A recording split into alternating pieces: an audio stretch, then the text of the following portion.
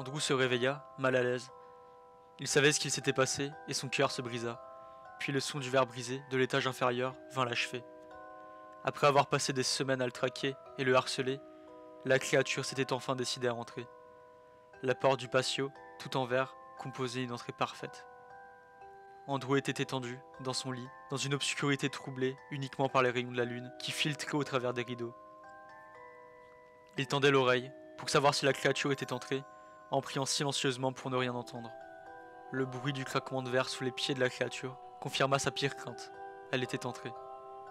Avec cette révélation atterrante, Andrew, qui tremblait, attrapa sa batte de baseball en titane et rampa dans les escaliers, déterminé à se battre contre cette chose une bonne fois pour toutes, espérant quand même que la créature fuirait en le voyant, comme elle faisait d'habitude.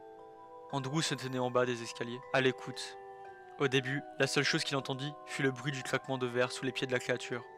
Puis, pour la première fois, Andrew entendit la créature respirer bruyamment, comme si elle avait la gorge enrouée. La créature, hideuse, grognait et cliquetait, se rapprochant d'Andrew. Maintenant hors de la cuisine, la créature était partie des débris de verre.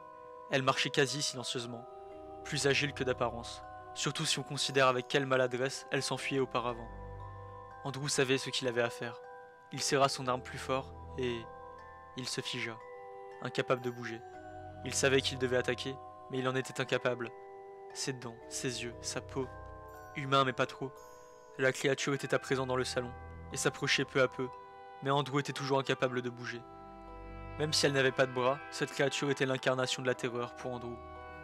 Andrew se tenait au bas des escaliers, tremblant. Il entendait la créature se rapprocher, le son de sa respiration maladive, amplifié par l'écho. La créature était proche d'Andrew. Il n'allait avoir qu'une chance de la tuer, et il ne devait pas la gâcher. La créature se tenait près des escaliers. Andrew était caché, tout proche. Il frappa de toutes ses forces, frappant la créature à la poitrine. La créature recula, puis regarda Andrew. Ses petits yeux perçants sondant l'âme d'Andrew. Andrew ressentit de la peur comme jamais auparavant face à la créature. La créature émit un sifflement vers lui, découvrant des dents déformées par la même occasion. Elle donna un coup de pied dans le ventre d'Andrew, lui coupant le souffle. Il fut saisi par la douleur, retomba au sol, incapable de respirer. Andrew se mit sur le dos et rampa jusqu'au mur derrière. La créature le regarda, sans bouger, atteindre le mur. Suite à quoi elle marcha vers lui et baissa les yeux, comme si elle le jugeait, allongé au sol, sans défense. La créature lui écrasa le tibia, brisant son os. Des larmes commencèrent à couler des yeux d'Andrew. La douleur était tellement intense qu'il crut s'évanouir. Andrew, maintenant immobilisé, n'avait nulle part où aller et aucun moyen de se battre. Le monstre plaça son pied sur l'estomac d'Andrew, déchirant la chair avec ses doigts de pied sales. Avec le pied de la créature tout entier dans son ventre, Andrew commença à cracher du sang. Des larmes coulaient sur son visage. Il s'évanouit, puis mourut de ses blessures. La créature s'éloigna, de ce qui n'était maintenant plus qu'un corps sanguinolent.